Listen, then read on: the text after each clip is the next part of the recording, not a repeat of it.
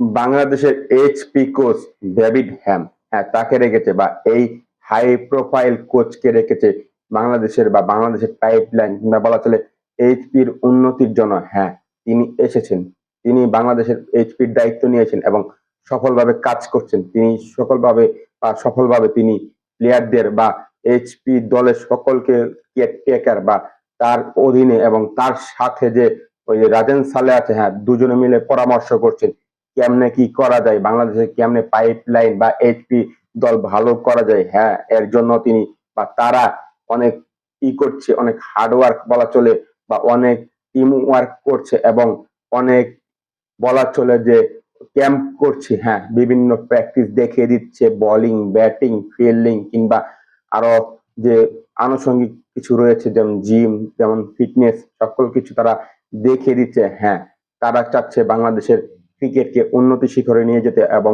এই এইচপি যে দলের যে কোচ ডেভিড হ্যাম এবং রাজেন ছালি দুইজনে মিলে একটি পার্টনারশিপ গড়ে তুলেছে। হ্যাঁ, যাতে আগামী দিনে এই প্লেয়ার গুলো বা এইচপি দলের প্লেয়ার গুলো যাতে তাদের যে ইগুলো আছে, নেতৃত্ব আছে বা তাদের যে উপকার বা তারা যে এই দলের যে প্লেয়ার গুলোকে যে তারা তাদের জ্ঞান, বুদ্ধি, বিবেক, বিবেচনা দিয়ে যে গড়ে তুলতেছে। হ্যাঁ, কোচ হিসেবে একটি প্লেয়ার গড়ে তুলতেছে বা কয়েকটি বা কিছু প্লেয়ার গড়ে তুলতেছে, তা প্রমাণ পাওয়া যাবে। হ্যাঁ, জাতীয় টিমের জন্য তারা তৈরি করতেছে এই এইচপি দল থেকে।